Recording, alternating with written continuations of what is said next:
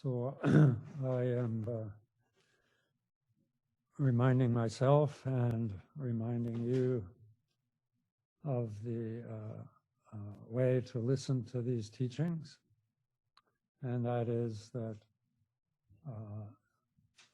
having this aspiration that all beings throughout the reaches of space become free of suffering and attain the state of enlightenment.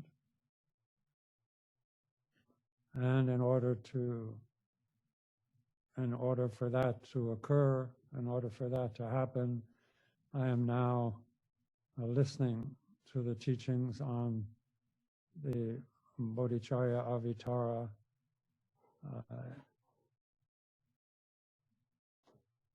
and will implement them as best as I can in order to fulfill my aspirations for all sentient beings, myself and all sentient beings.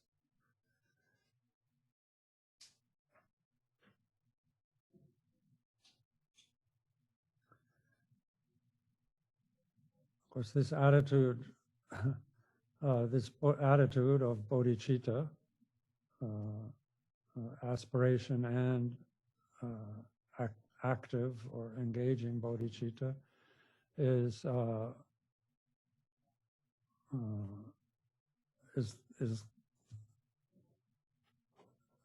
in this chapter. This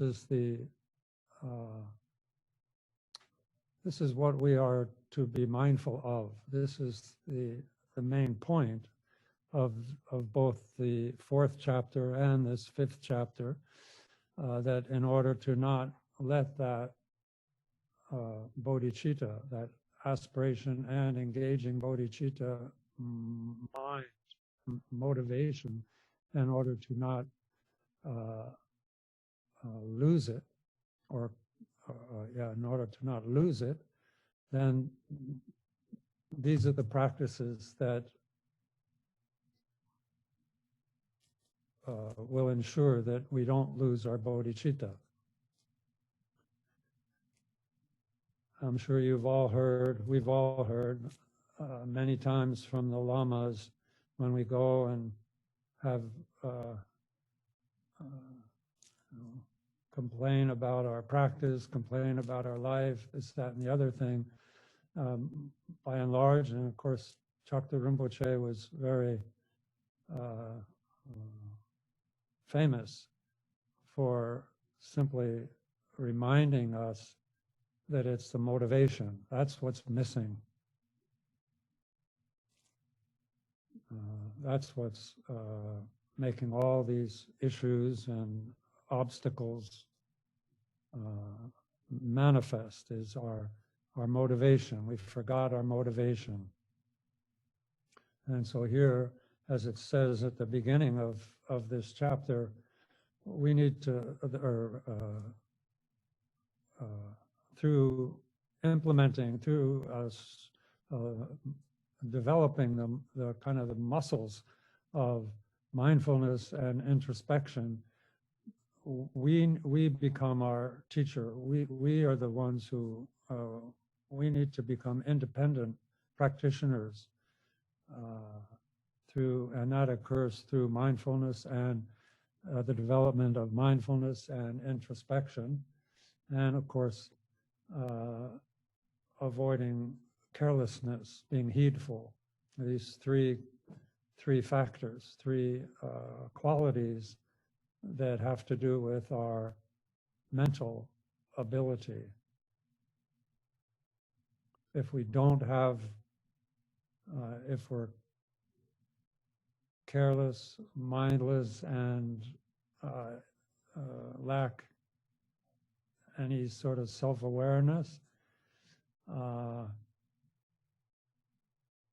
we can, through implementing and reflecting and contemplating these verses, we can develop it.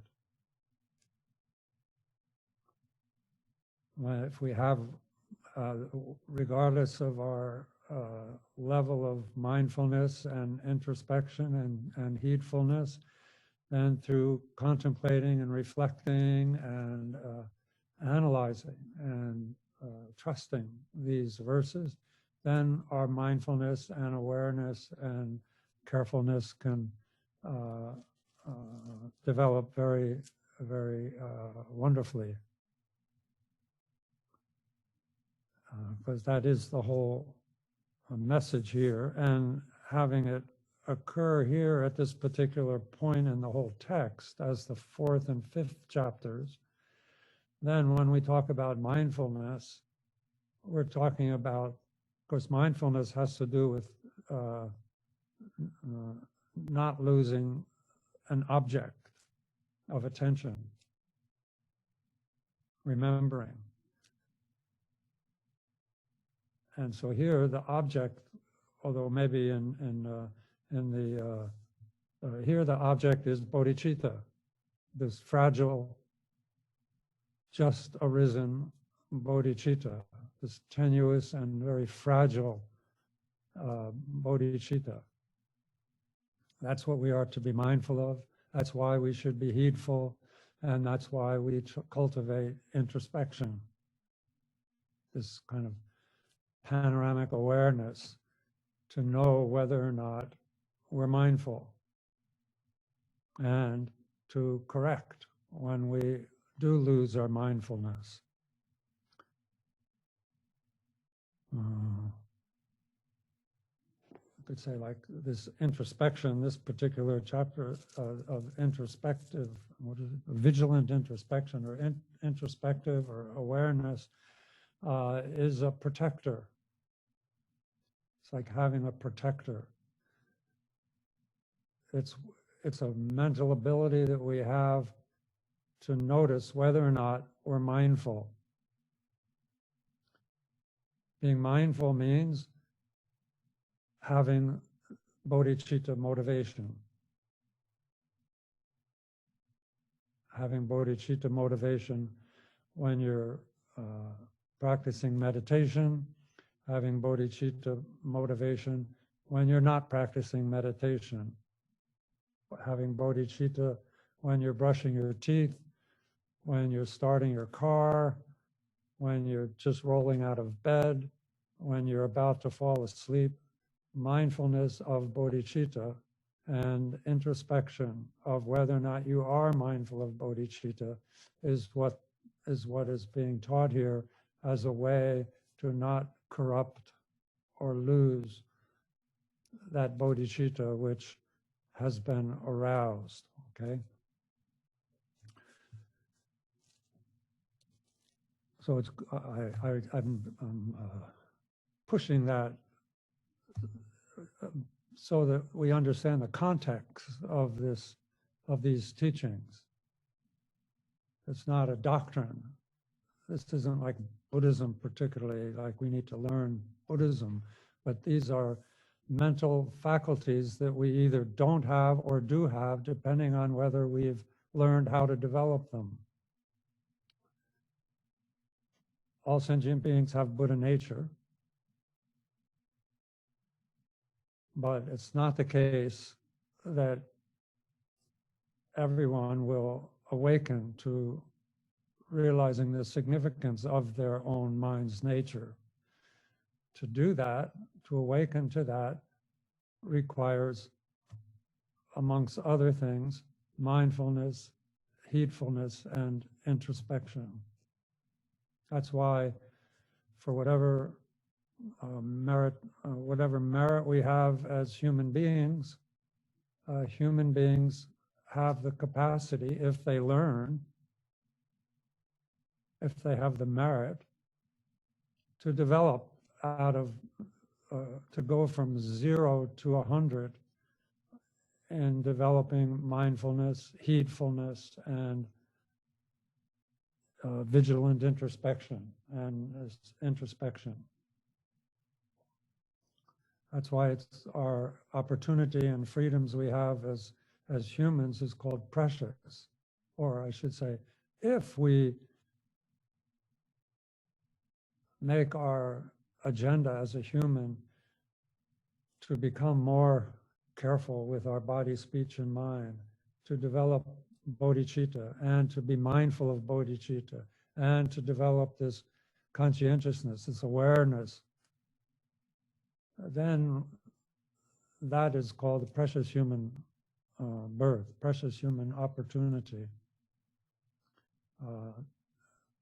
Beings that are far too distracted and overwhelmed by their experience and the ripening of their karma have no opportunity to develop these mental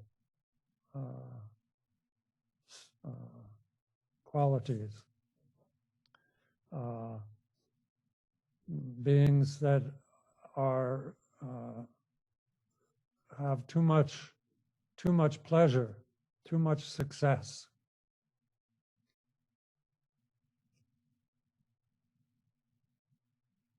are unlikely to develop these qualities. And so, as again, the first three chapters are how to give rise to bodhicitta when it has not yet arisen. And then the second section of 3 chapters, the 4th, 5th, 6th, are how not to lose bodhicitta, which reading into that, the order of this, to read into that indicates that we're going to lose it after we've given rise to it. We're going to forget it, ignore it, or be overwhelmed with other things, other habits. It's not that ingrained of a habit yet. And so this is how to develop these ability to maintain one's bodhicitta.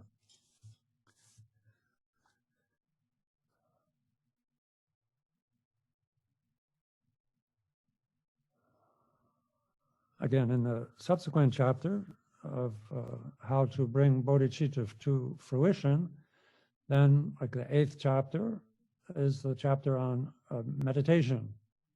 And so then mindfulness and introspection are used in the development of the various meditations that are taught, which would then be the object to be mindful of.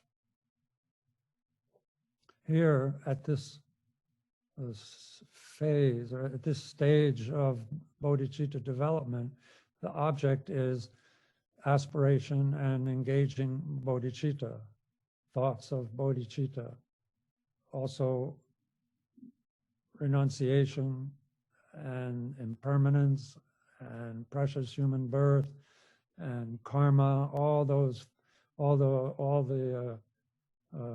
kind of the associated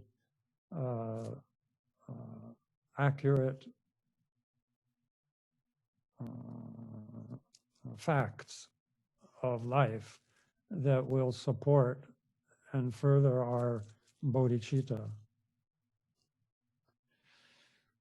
So we're up now to the 34th verse of the 5th chapter.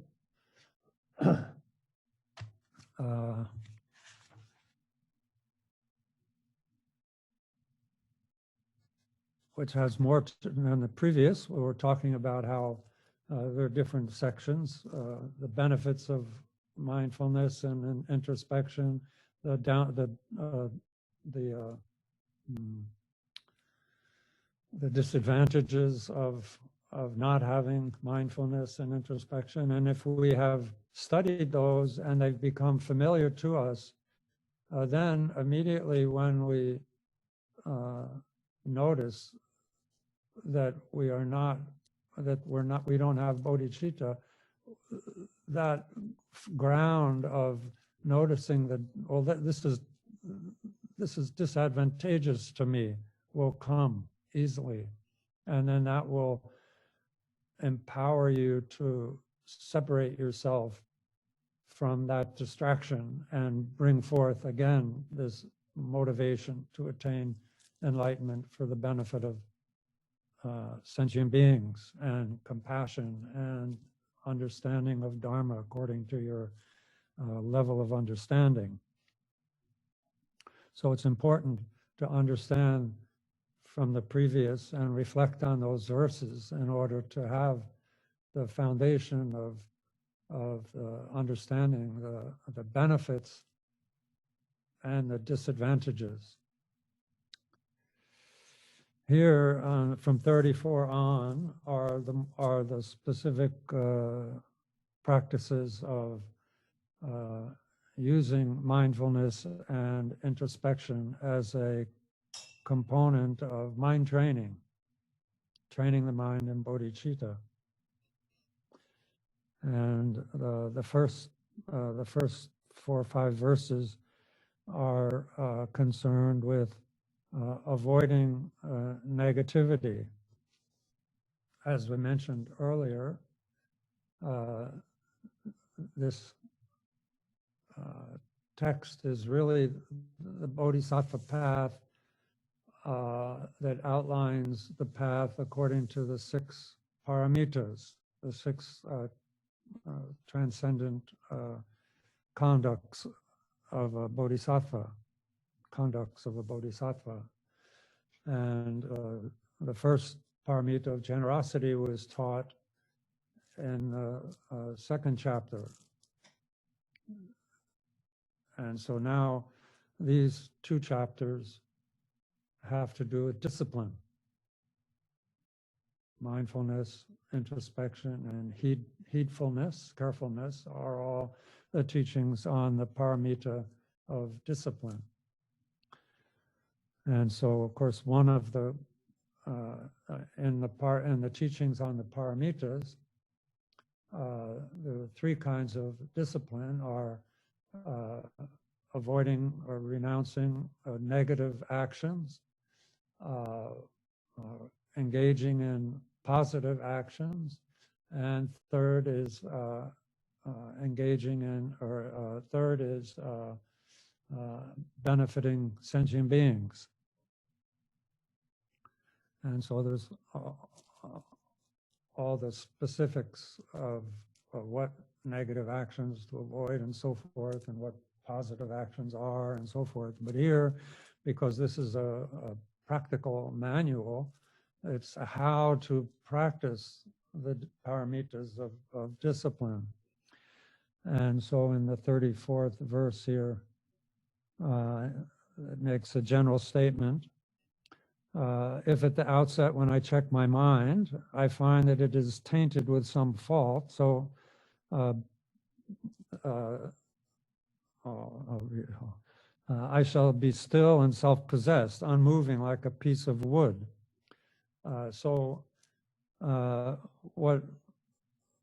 What we reflect on here is that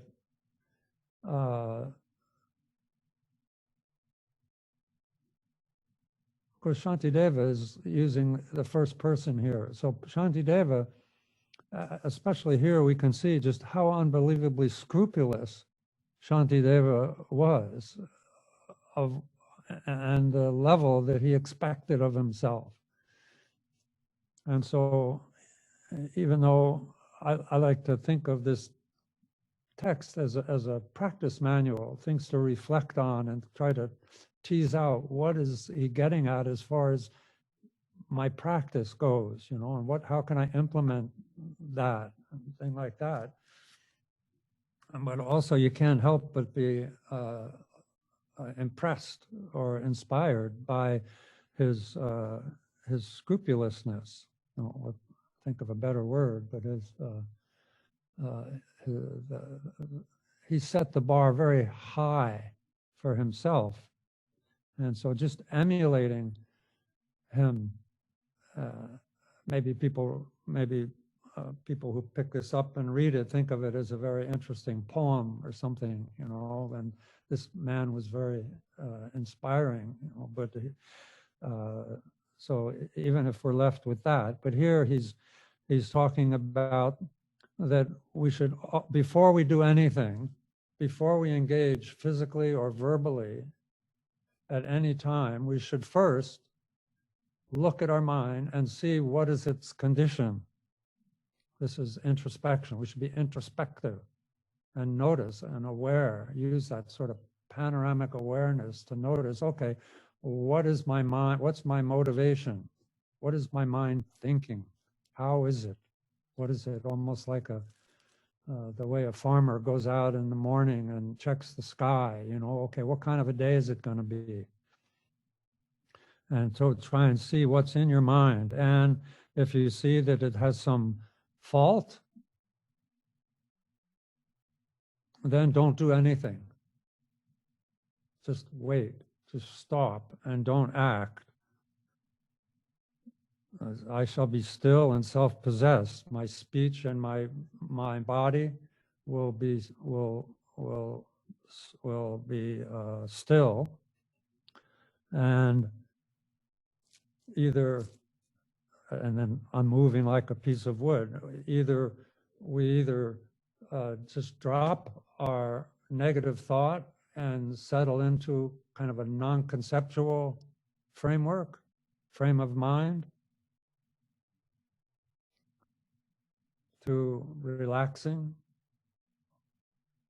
our mind, like loosening the grip, releasing that negative thought, and then just relaxing in a state of non-thought, or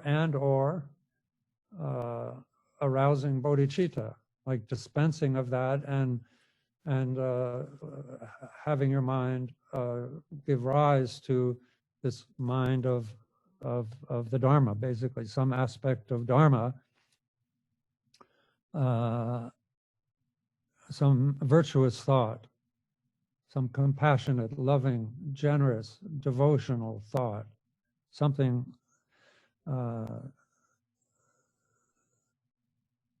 that frees you from actions of body and speech that are motivated by negative intentions. So you can change those thoughts into virtuous thoughts, and then act, then speak. It's very challenging, but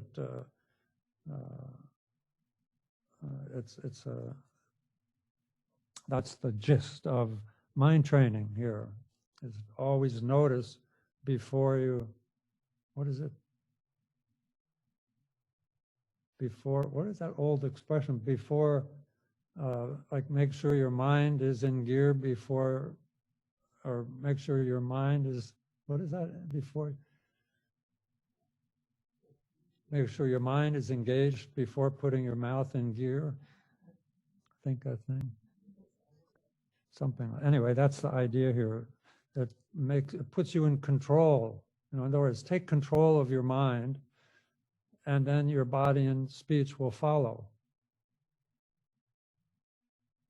And you won't embarrass yourself or have regrets, or just get completely swept away from your noble intention of benefiting others.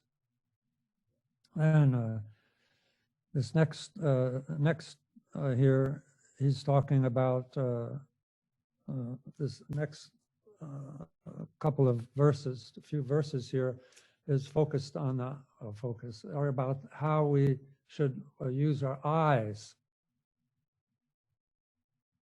Eyes are kind of a window to our mind, kind of a gateway of the mind. He said, I shall never vacantly allow my gaze to wander all around, but rather with a focused mind, I will always go with eyes cast down. So our mind, our eyes there's a connection between our eyes and our kleshas, our afflictions. You can see, like if we're angry, it's seen through our eyes.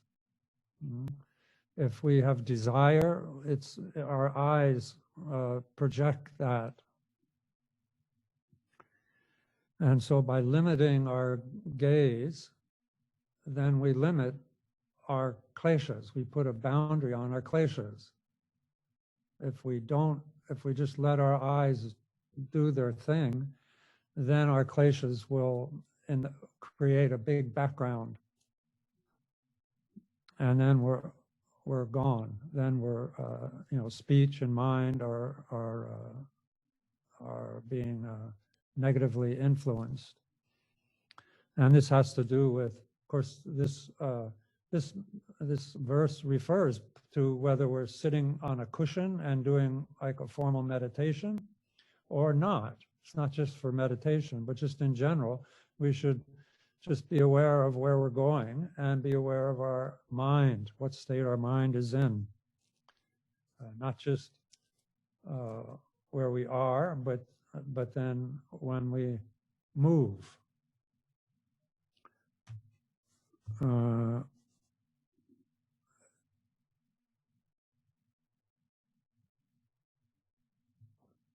course, we shouldn't. Also, it's in the commentary mentions how we shouldn't assume the gaze of a meditator in such a way that we would be, what do you call that, like showing off, putting a facade of being a very collected person by not that. Cast down means specifically in front of you and down. There's many teachings about the eyes in the Dharma practice. So if you're sleepy, or if you're meditating and your mind is kind of dull, or if you're not meditating somewhere, formally, or if you're just sleepy and you don't want to be, it's not appropriate, or something, then you would lift your gaze up or look up at the sky. And if your mind is very, very agitated, then you would drop your gaze quite far down. These are taught. Sometimes if you're practicing more like non-conceptual practice, and your gaze is always fixed in one spot, then you might be taught that there's the teachings also. I'm not teaching them, but there's also talks on changing the gaze. Sometimes our state of mind is so locked into, that our mind is so locked into our gaze that we can't meditate if our gaze moves. So we're taught, okay, meditate looking with your eyes looking to the right. Okay, now meditate looking with your eyes to the left for a session or something like that. So there's many teachings, but here it's maintaining this eyes in that way. And then, as he says, but that we might get tired of that. It might be tiresome to keep our eyes focused. And so he says then, but that I might relax my gaze, sometimes I'll raise my eyes and look around. And when you do that, then you would do it in sync with your mindfulness and awareness. Okay, now my eyes are looking this way. What is my mind? Always bring your bring your mindfulness and awareness with you as you look around. And if there's people standing in my sight, I'll look at them and greet them with a friendly word. Wow, okay, so suddenly you're not in your own little introspective world and you run into somebody. And it's taught here that you should always be ready with a very affectionate, outgoing and affectionate and loving gaze towards someone that's coming your way. Whether or not they're looking at you or not, that's how you should react to others. They are those who you are intent on liberating from suffering and the causes of their suffering. So those are your friends. could say. And greet, if you can, then if whatever the convention is, then greet them. Like they say, bodhisattvas always say hello first. You don't wait for somebody to say hello to you and then say hello back. But you should be the one to initiate hello, whatever the, namaste or whatever it is, Probably namaste we shouldn't necessarily use, but in some circumstances, I think the commentary says something like that, tashi delay, namaste. But, hello, whatever the circumstances, whatever the convention is. But we should never pass someone in this fashion. We should never ignore others.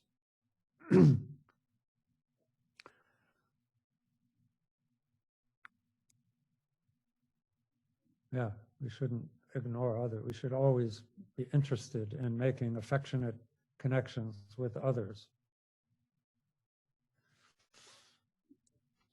Then 37, and yet to spy the dangers on the road, I'll scrutinize the four directions one by one. Okay, so then if we're going into, if we have to cross the street, or we're going into a busy, like a store or something, we have to go through a check stand or things like that, then you'll look around and attentively and apply your mindfulness, making sure that your mind is still maintaining this good motivation. And when I stop to rest, I'll turn around and look behind me back along my way. I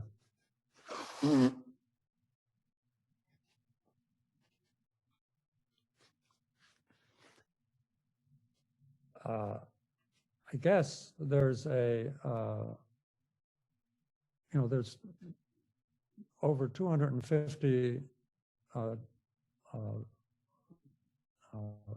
vows of a monk, and then there's like maybe 100 more for women, for nuns.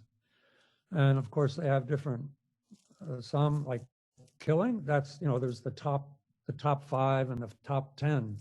And then there's different levels of infractions to those. And in the Bodhisattva, I guess in the Bodhisattva, in the real scrupulous teachings, like monks and people that are bodhisattvas who are walking, when you want to look around to where you came from, you have to turn your whole body. You stop and turn. You don't rubberneck. You don't turn just your head. That's not in keeping with being mindful, because you're walking. And being mindful of walking means you're being mindful of where you're walking. So you don't, if you want to turn, like he's referring here to stop, to rest, and then you turn your body and look. So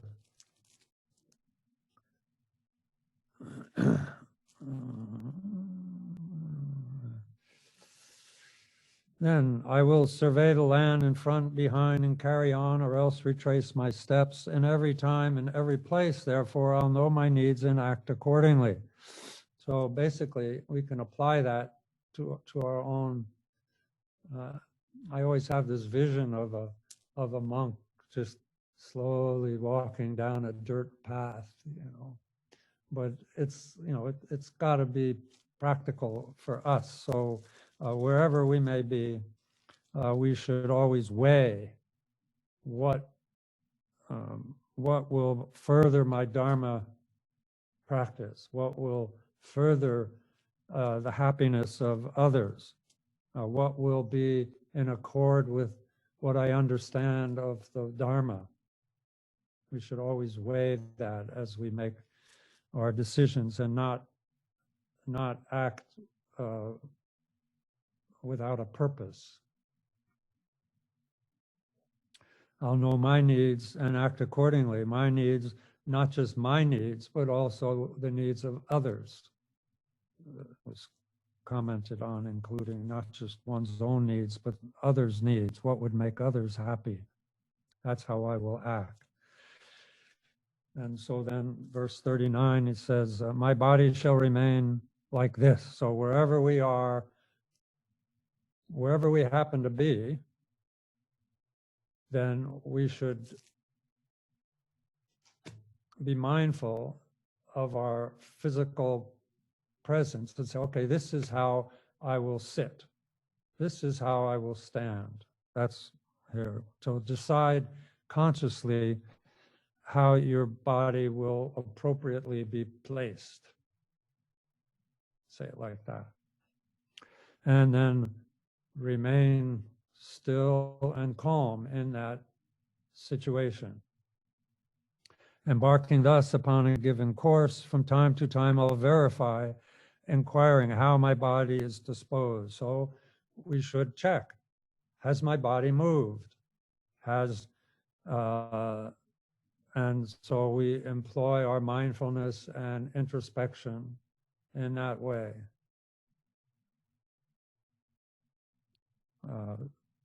So that we reduce our fidgeting. Basically, it's about fidgeting. Should stay calm and relaxed, like a bodhisattva posture. We sit composed like a lion. And when we walk, a bodhisattva walks, they walk calm and dignified like an elephant.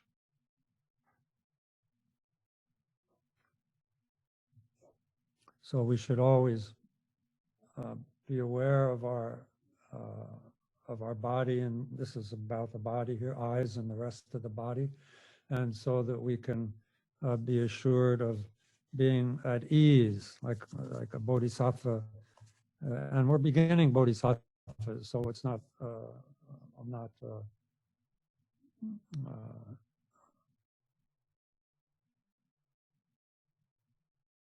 Misusing it in that sense. Like first, Shanti, according to Shantideva's teachings, and as soon as you take the bodhisattva, the bodhicitta vow, give rise to bodhicitta, then you are a bodhisattva. And so bodhisattvas should be at ease with oneself and your surroundings. Okay. Okay, then this rampant elephant, okay, now this is a different kind of elephant, not the calm and dignified elephant, but the drunk, rampant elephant, my mind, once tied to that great post, reflection on the teachings, must now be washed with all my strength that it might never slip away. Okay, so now speaking in general terms about mindfulness, and this mind, as we discussed extensively previously, this mind like an open wound, and it's so subjected to afflictions, major and minor, not minor, the major afflictions of desire, anger, ignorance, and jealousy, and pride, and envy, and then the secondary, the 20 secondary afflictions that we should be mindful of when they arise. There's a rampant elephant. You know, I think the elephant, if you have a rampant elephant, they can destroy a whole house. They can destroy a whole village. You get a bunch of rampant elephants. They're just they're big size, huge.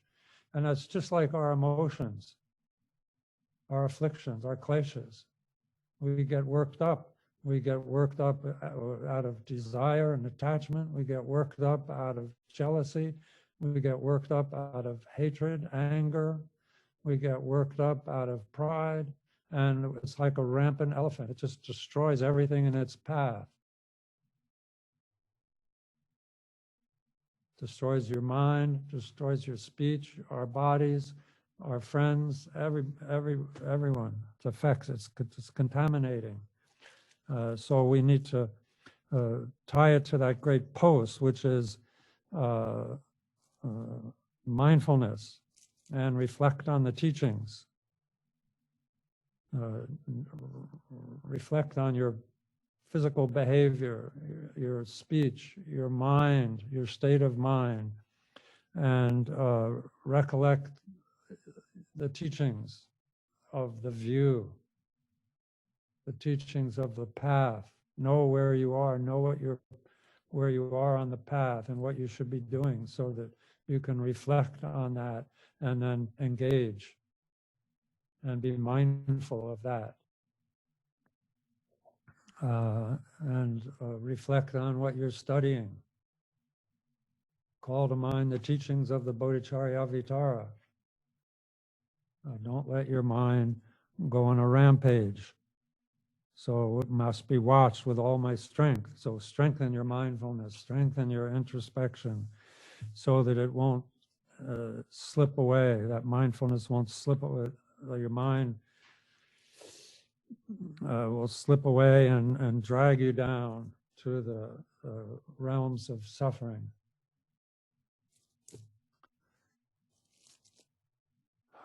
Okay, then the next verse says, those who strive to master concentration should never for an instant be distracted.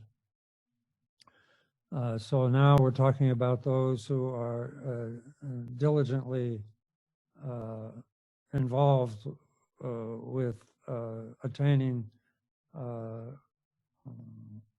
concentration.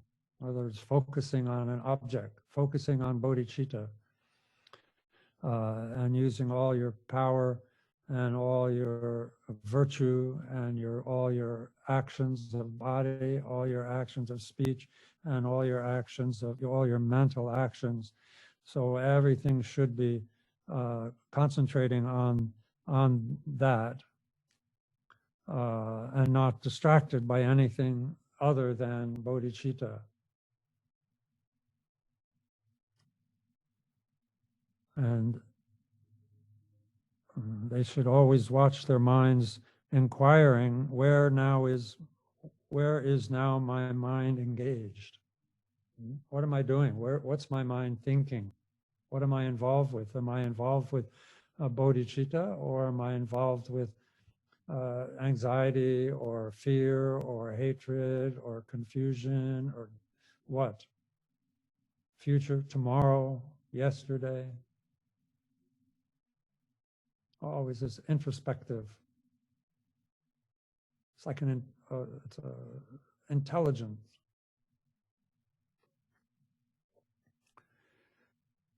And then bring it back. Bring your mind back to bodhicitta.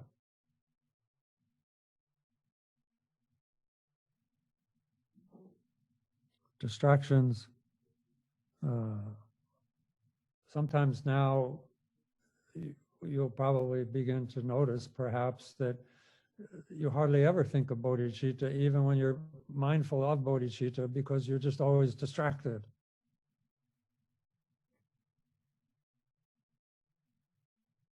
And that's, it's not that you're more distracted because of being mindful. You're just mindful of what always has been the case, but there hasn't been a control group. There hasn't been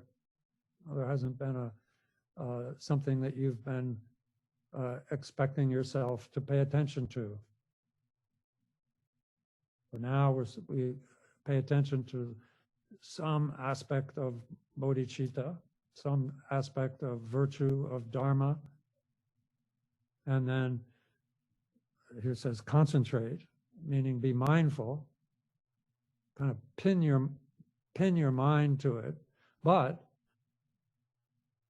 not 100%.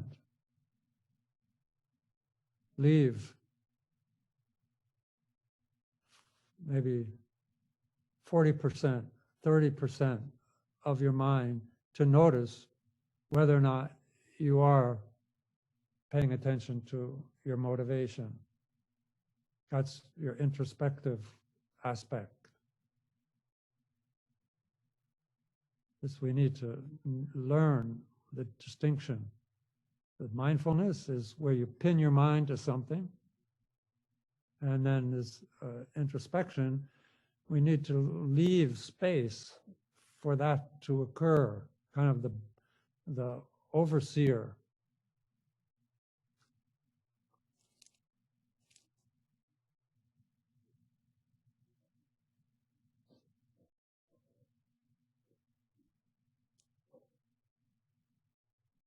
It's like if you were watching a whole room full of children playing, you had a responsibility for young kids, kindergarten, and you have to not take your eyes off of them sort of as a group. But you can't, you have to be spacious. You have to notice if you're paying attention, you get too fixated on this one, then you're going to lose this one, this group over here, or this one, they're going to wander off. So you have to, it's just like driving a car maybe. We should actually be very good at this. You know? We need to like really focus on where we're headed, but then also left side, right side, back side, pedestrians, this kind of scope. We can't be just fixated.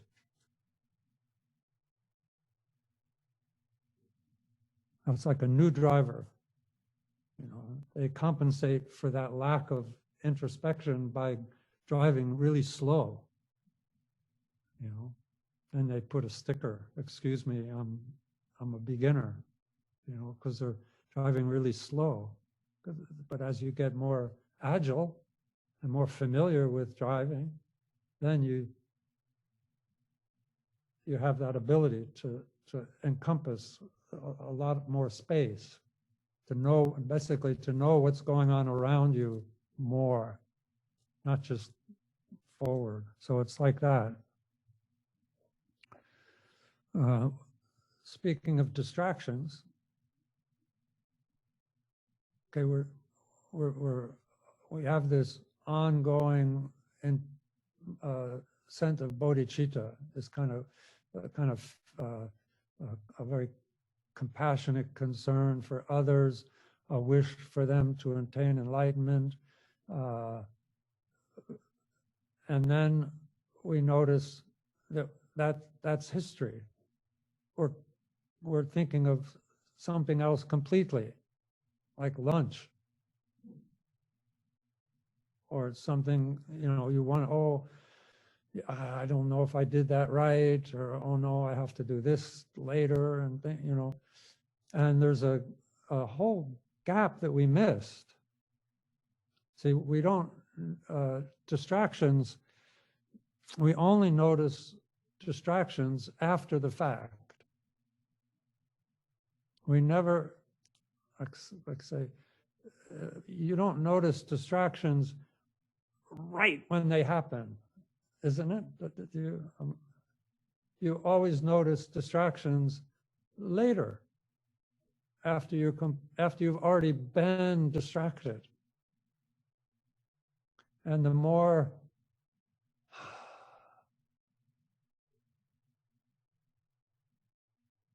I don't know, the more familiar we are with a distraction, the more comfortable we are with it.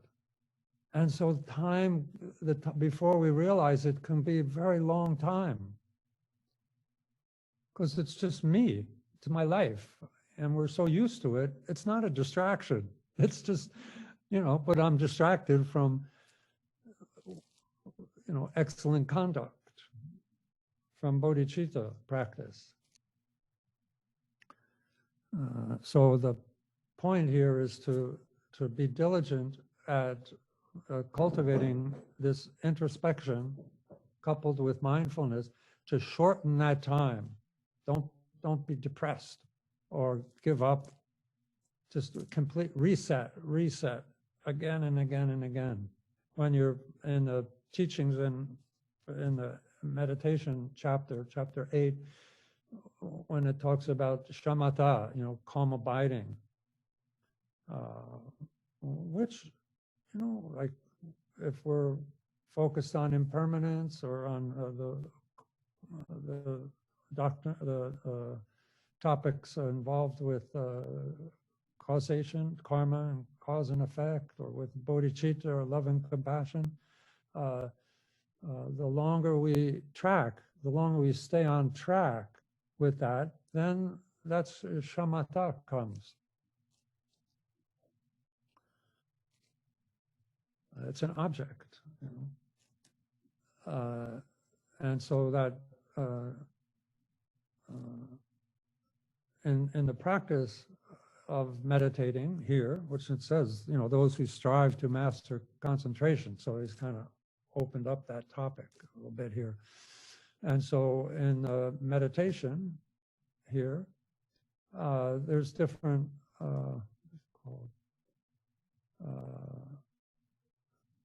practices within a practice, or how the stages of developing concentration, or the stages of developing shamatha or one-pointedness. First is to pin your mind to an object. And if you, with introspection, which is, I don't know, like a lot of mindfulness practices it's taught. Now, I don't want to necessarily get into this, but it's really about maintaining that mindfulness. But in our tradition of meditation, this introspection is actually becomes more and more important as our mindfulness matures. Then this introspection it doesn't occupy, say, 30%, because our mindfulness is stronger and we're less distracted, so our awareness increases. So then we're down to maybe 50% awareness and 50% mindfulness. And then as mindfulness is our ability to avoid distraction gets greater, then this introspection goes, 60, 80, 90%, like that. So, but the first point is to learn to pin your mind, stick your mind on the object. It's love and compassion, or aspiration, bodhicitta, as a kind of a feeling or something like that. Then you'll get distracted. And then you recognize that, and then bring your mind back to the object, like reset. So there's setting, placing, it's called placement. You place your mind on an object, set your mind on an object, and then reset it. And then when you reset, then there's continue. Okay, I'm back. Now there's the next second, and then the next second, and the next second.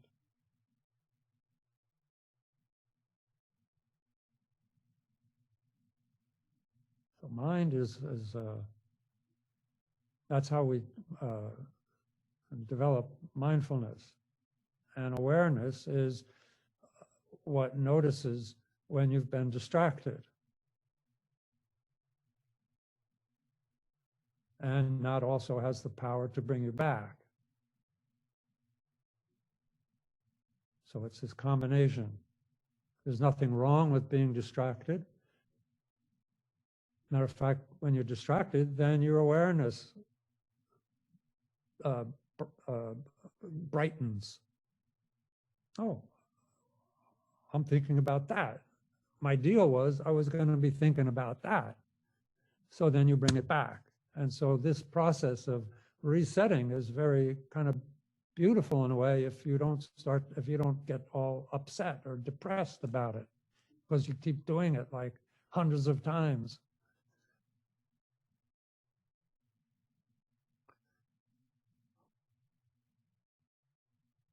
You might think, oh, if I didn't meditate, I think I'd be much more relaxed. But that's not the case. All this is going on anyway.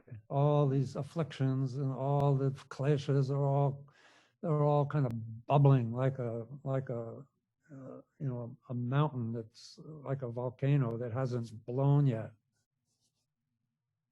And then one remark, one raised eyebrow, and boom, everything, all your contrived calm is blown apart. Okay, so here, where is my mind engaged?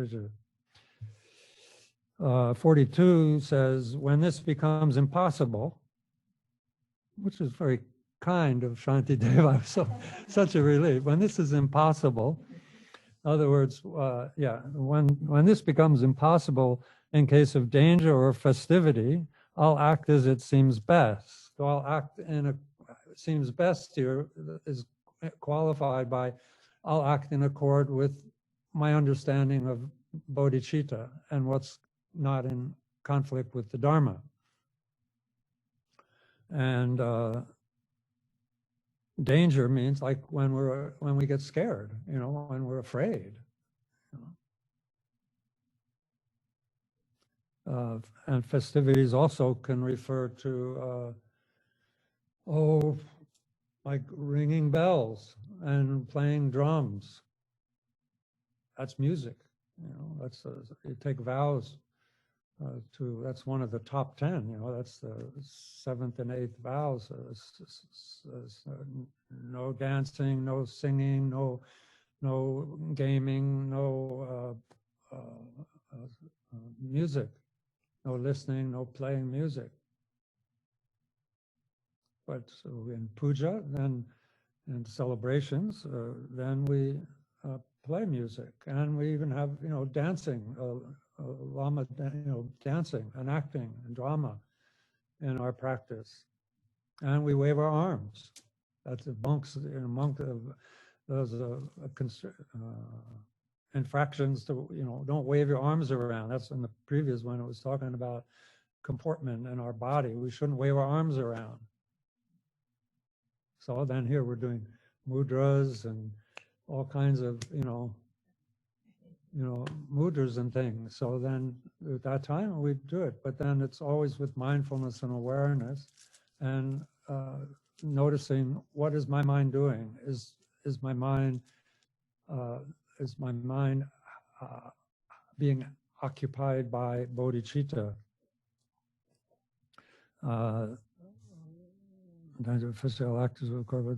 For it is taught that rules of discipline, meaning lesser rules of discipline, may be relaxed in times of generosity.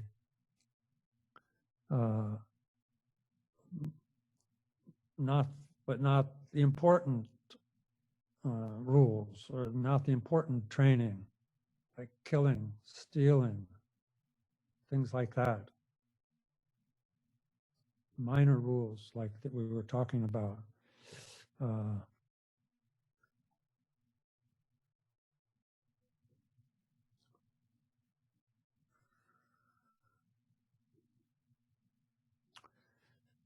Okay, then 43, when something has,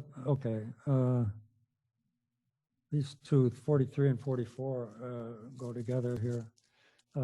This is, I'm just going to read this. When something has been planned and started on, for instance, I'm going to study the Bodhicharyavatara, like that. So attention should not drift to other things. Oh, this one, this also, this here, this is, this. With thoughts fixed on the chosen target, that and that alone should be pursued. Behaving in this way, all tasks are well performed, and nothing is achieved by doing otherwise. Shouldn't, if thus we act, the secondary defilement, lack of introspection, will not grow. So going from one thing to the other like that, then neither task is accomplished. And then particularly here, it says this lack of introspection will not grow. So lack of introspection, if you remember from the heedfulness chapter, and I'm going to point you in that direction again, because we need, there's a secondary secondary clashes. Like I mentioned, the major ones like attachment, aversion, and stupidity, and then pride and jealousy, like those. And then there's the 20 secondary afflictions, clashes. And so this lack of introspection is one. And it's mentioned here in this piece of advice about if we just go from one thing to another, it's one job, and just, what is that called? If we're just desultory in our worldly life and in our Dharma life, if we do it in a kind of a desultory hodgepodge way, we will become a victim of a lack of introspection, and nothing will be accomplished. You know, desultory, you know, like if you sweep up a room in a desultory way, it's not going to get clean. You start here, and you go over here, and then you go over here, then you go over here. You keep changing. That's called desultory, I believe. So we want this mindfulness and introspection. We want to grow. Okay, then 45 is kind of this section on how to protect these precepts from degeneration.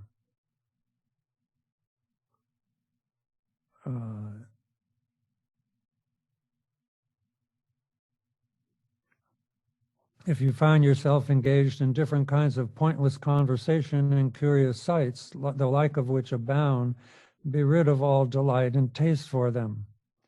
So often, you know, for a bodhisattva, we interact with others with a kindness and with a wish and aspiration for their happiness, temporary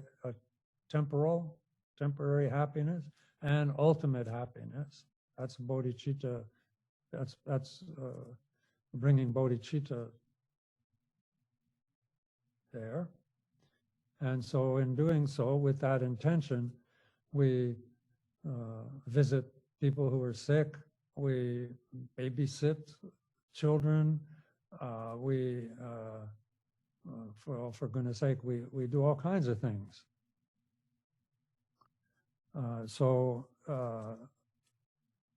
And we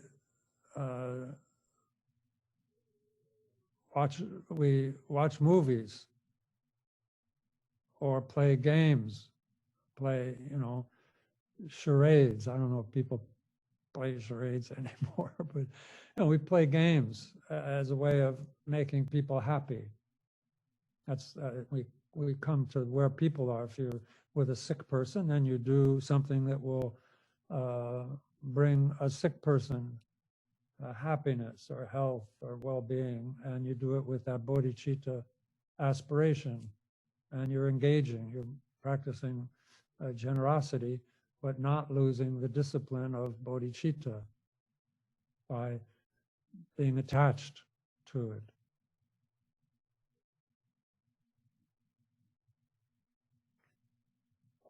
And don't turn it into something for your own benefit, but always keep it as a way to benefit others.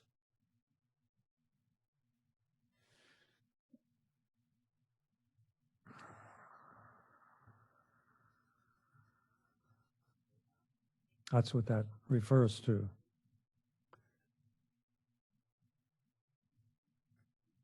So, and if you find you're grubbing in the soil, which just means so like maybe with a stick or something, or just fooling around basically, or pulling up the grass or tracing idle patterns on the ground, remembering the precepts of the blissful one, in fear restrain yourself at once. So these fall into the category of minor infractions or minor precepts, where you shouldn't just doing things with no reason. You just can't refrain from fidgeting. So just remind yourself, when you find yourself doing that, then remind yourself of, be mindful. And a lot here, of course, here it says, in fear, refrain yourself, because he's speaking particularly as a monk, remembering the precepts of the Buddhas. So there was a reason why there's so many hundreds of precepts, even minor ones, and for a bodhisattva, as you learn about in the first few chapters here, for someone to have a negative attitude towards a bodhisattva is very harmful.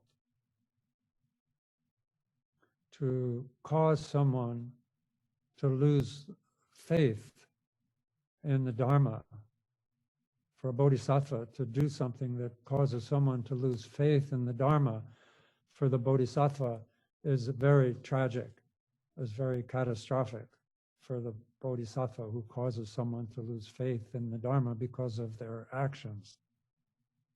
And so sitting around grubbing in the soil and pulling up grass and doing idle patterns are maybe referring to something like that people think you're just sort of a layabout. Like it says in the previous section, my body shall remain like this. Be calm and mindful of your motivation and your intention or your contemplations. Reflect on the Dharma. Small transgressions cause others to doubt, and they also, small transgressions lead to greater transgressions.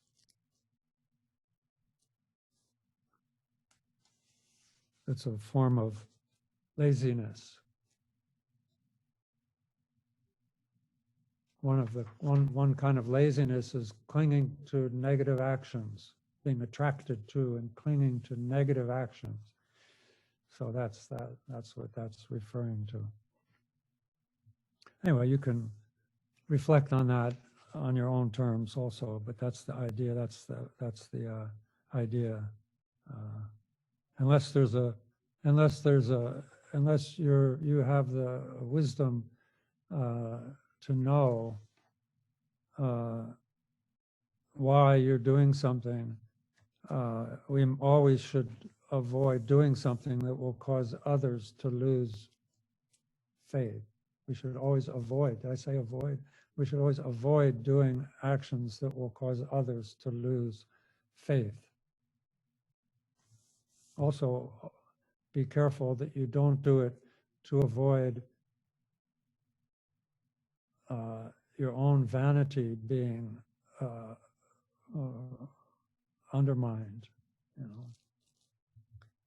Like you want to be known as a perfect Dharma practitioner, so you put yourself in this kind of straitjacket of life, and like you're in this straitjacket, so that that's not the same thing. Again, we should be calm and at ease and relaxed and attentive and notice our mind and always be mulling over the Dharma. Then our physical actions and our speech will be appropriate to the situation.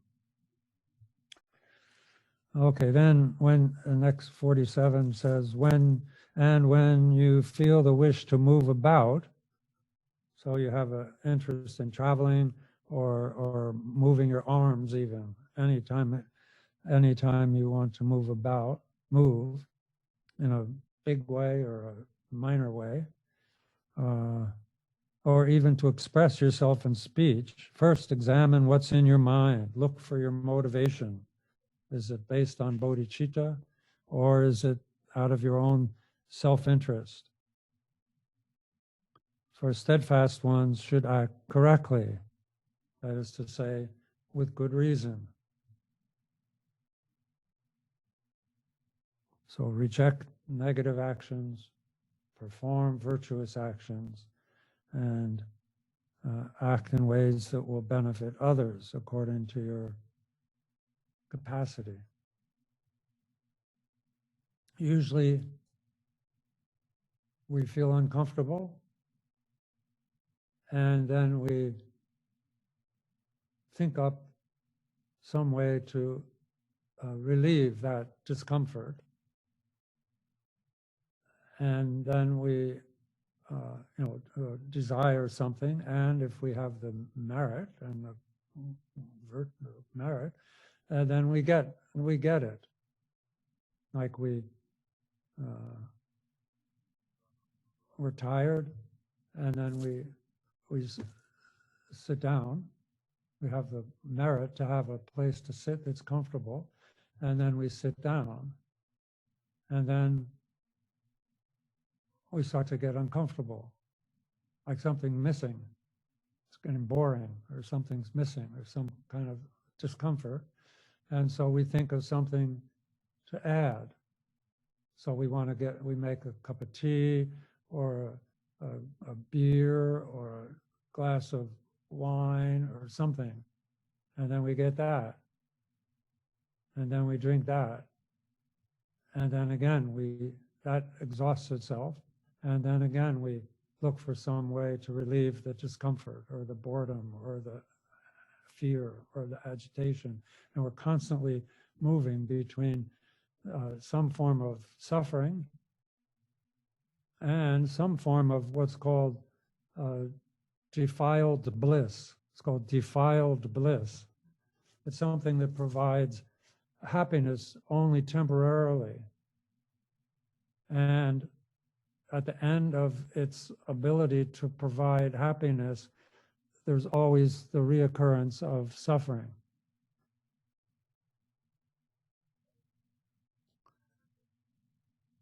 And so here it says, when you feel the wish to move about or express yourself, first examine what's in your mind. For steadfast ones should act correctly. So that idea, don't always be looking for defiled bliss. It's called defiled bliss. It could mean just a glass of water, but it's something that comes, but it's very temporary, because it's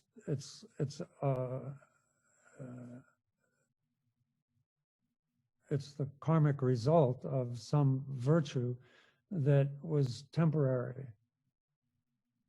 You act in a virtuous way, and then the fruition of that will occur, and that duration of that fruition, that form of comfort, will last and be as intense as the duration of it, and the intensity of the joy or bliss that it produces will be in accord with the cause, what caused it. But when we experience the relief of our suffering, then we become attached to that result, that fruit of virtue. And because it was based on virtue that was dualistic, as good as that act might have been, there was still an actor, an agent performing an act in relationship to something else, object, action, and subject. So it's dualistic, and anything that originates from duality is corrupt, is defiled. It's defiled by duality.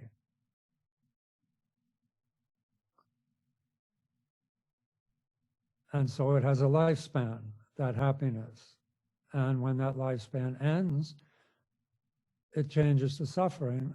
But in the meantime, you've developed attachment for it.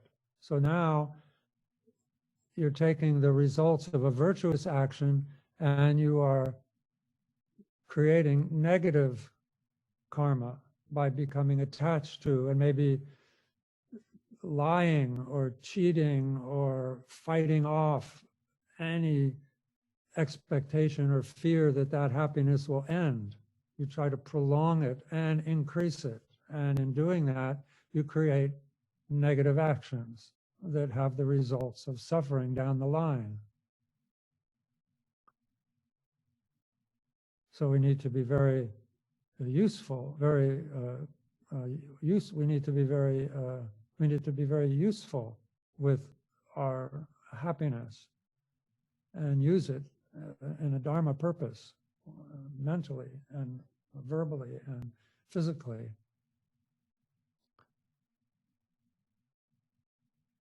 Okay. I will start this next, this verse 48. There's 6 or 7 verses here that deal with what are called the 27 sources of mistaken, or 27 sources that give rise to mistaken conduct.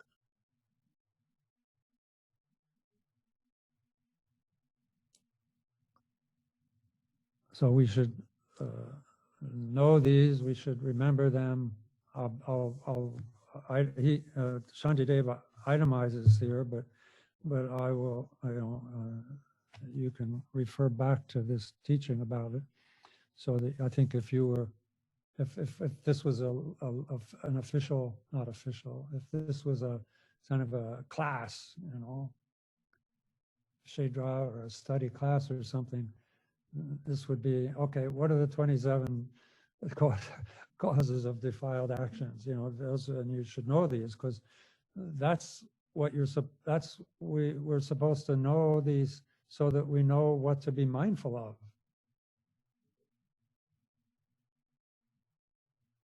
If we don't know what to be mindful of,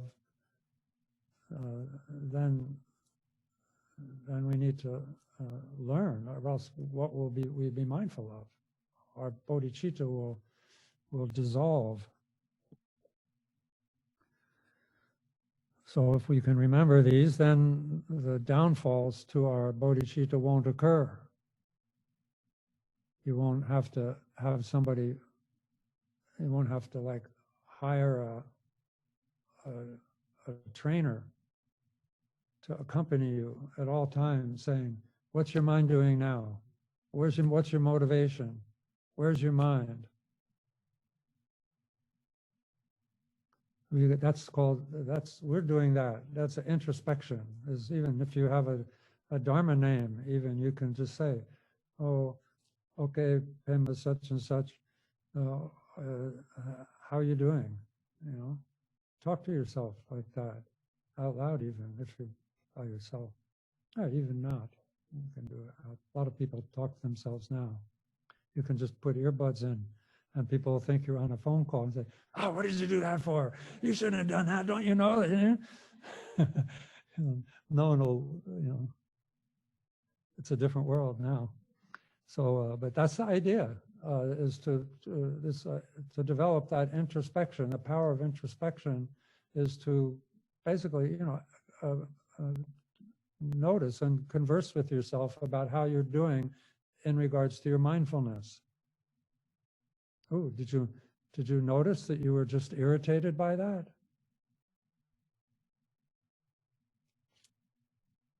Then we shorten the space between, or we shorten the duration of a distraction.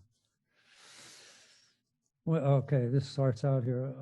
Okay, we'll just do this verse. When the urge arises in your mind to feelings of desire or angry hate, do not act, be silent, do not speak, and like a log of wood, be sure to stay. So, of course, these are familiar, but these are the first 2 of this group of sources of that give rise to negative body, speech, and mind conduct. And it's attachment for what we like, or hatred for what we don't like, friends, enemies, this kind of thing. So when those feelings arise, then don't continue them. Like we said before, either just relax and settle into a restful non-thought state, and then develop bodhicitta.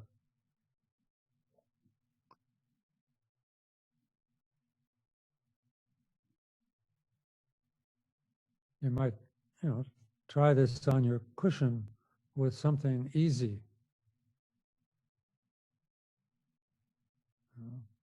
Not when you're like listening to the news.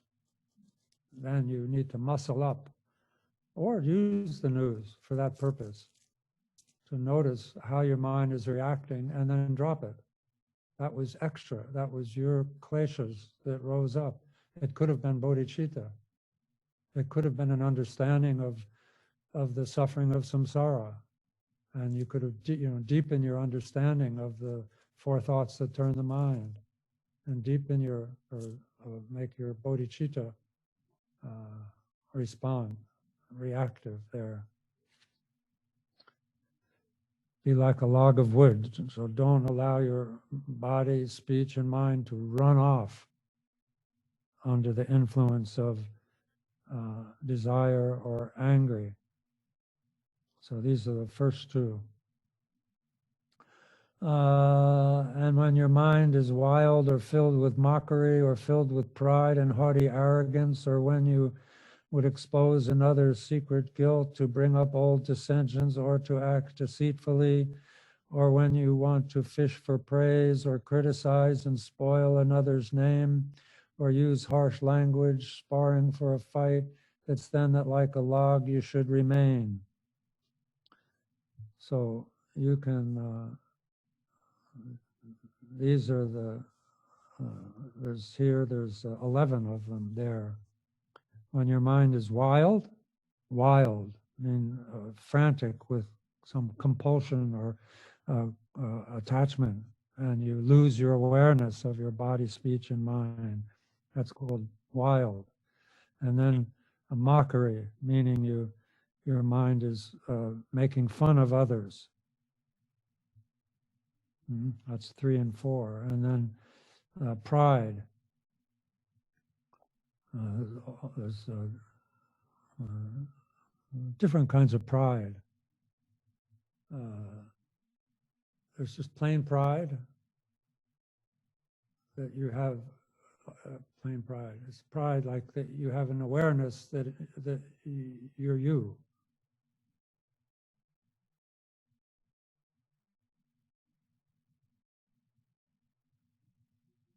Somebody calls your name maybe, and you react because you know that you're you with that name. That kind of pride. And then there's pride. There's I don't know if I know them all, but then there's the pride of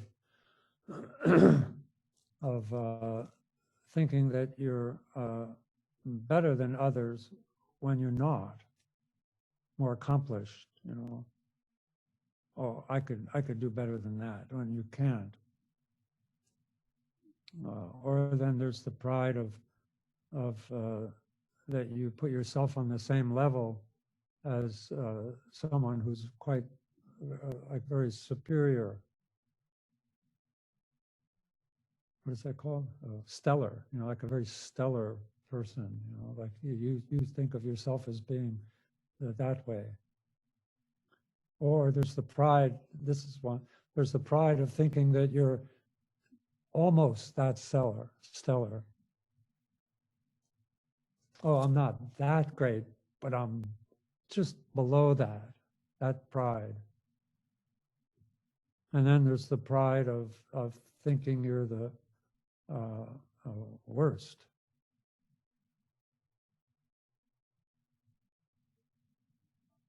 And then there's the pride of, what is it called? Like a queen amongst equals, is the expression. She acts like a queen amongst equals. Everybody's the same, but you think you're better. Queen, I like that expression. That's a good expression.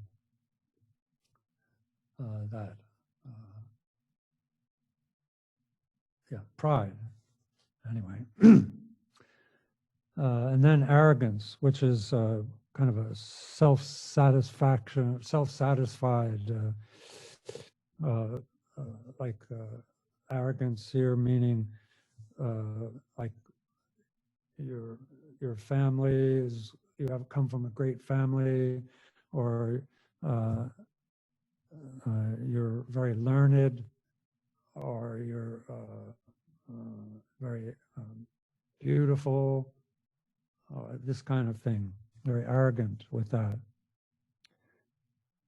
Youthful,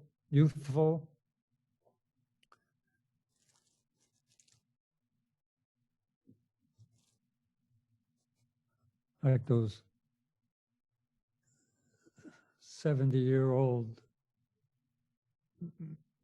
good-looking men and women on the cover of the ARP magazine, doing gardening and doing rock climbing and all this stuff, and they're all very like, oh, you don't have to grow old, you know, look how youthful this person is. It's nauseating. Okay, so then sometimes we have the urge to expose another person's flaws.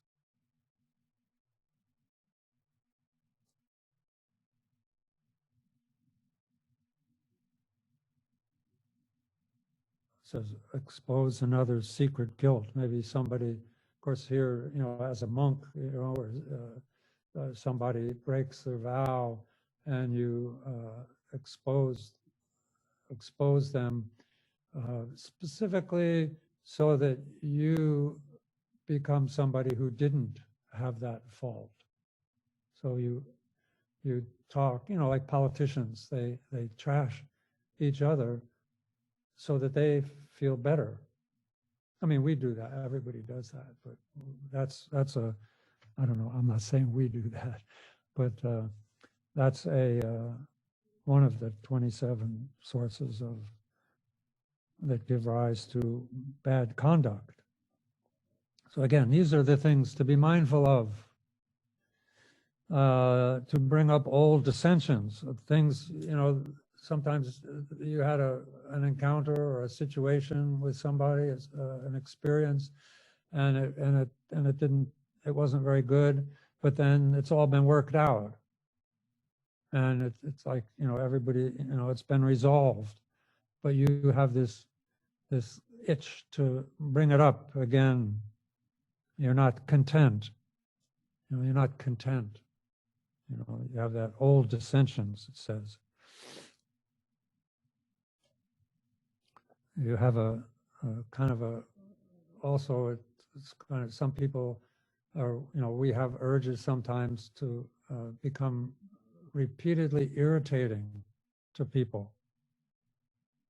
Have an urge to irritate people repeatedly.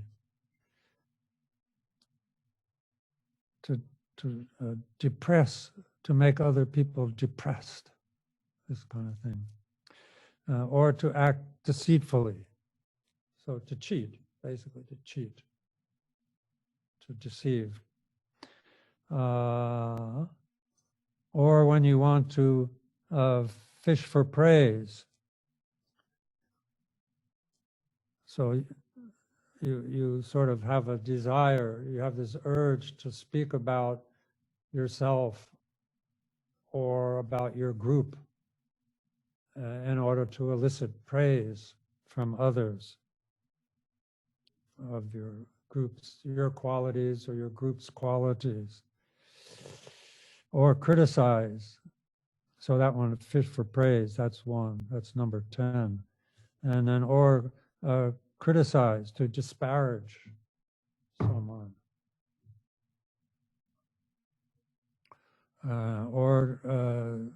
And spoil someone's name.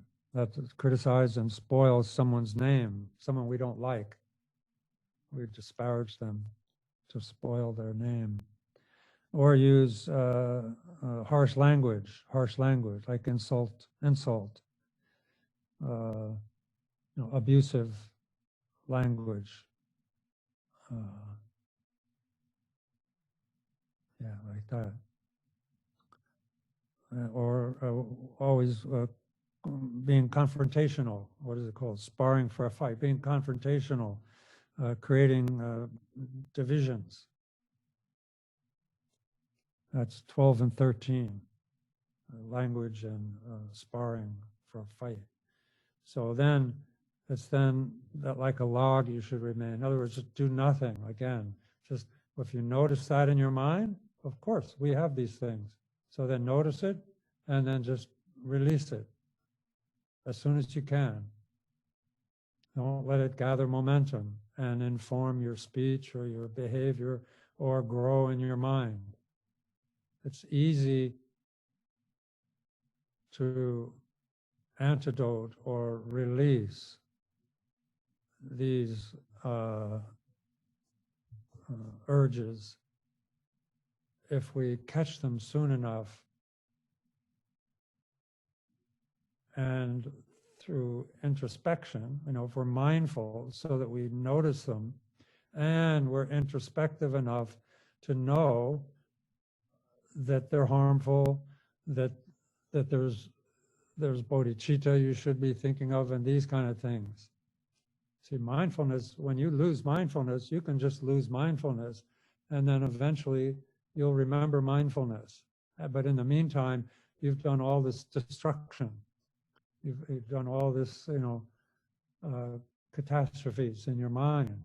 So this introspection pays attention to mindfulness. When you lose mindfulness, then that introspection will know what's going on.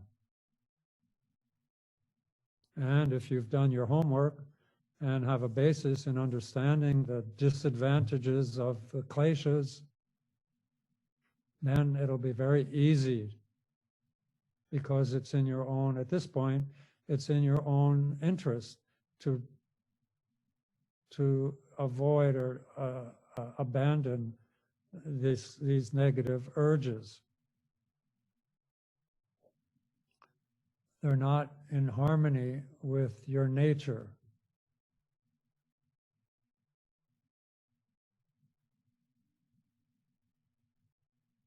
So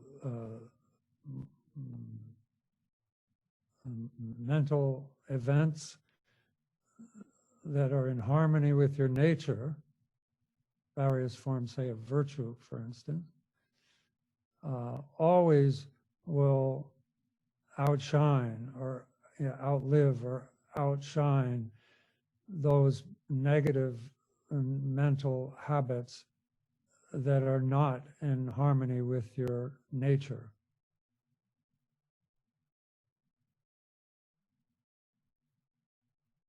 Although I think the Dalai Lama said in some teaching how virtue will always beat non-virtue. Even though our virtue is very, not so much maybe.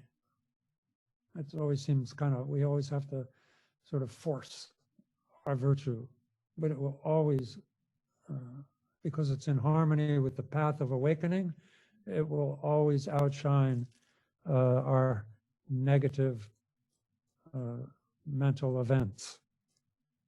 The point of practice is to get used to it. To get used to it. And we get used to it by wanting it. And we want it because we know the advantages of it, and we know the disadvantages of not having mindfulness and introspection. Again, it always, I keep going back to these analytical reflections. We need to really analyze.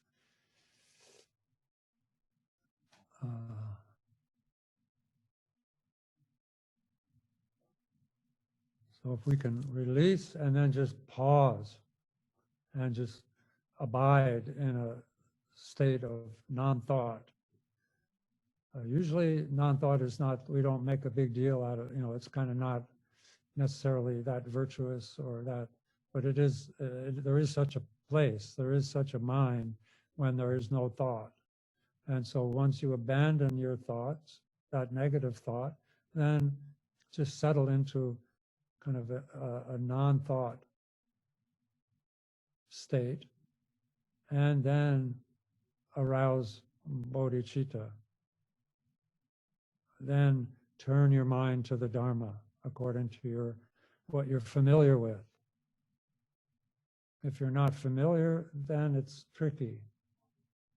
It'll be, you could very well, from that non-thought, you could very well, again, be swept away by some negative thing. So you really need to gain familiarity with, what is it, learning, contemplating, and meditating.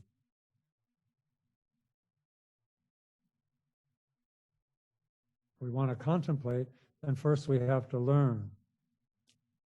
And so learning means studying. So study the Dharma so that it becomes familiar. And the more familiar something is, the easier it is.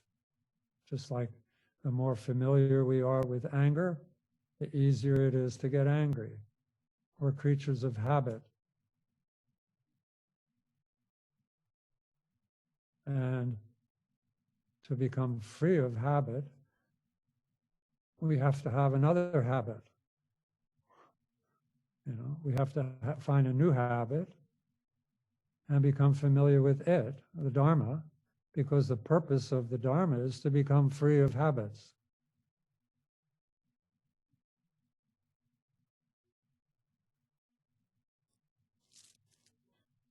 Okay, so there's 13. You try and look in the book, see if you can find 13 there.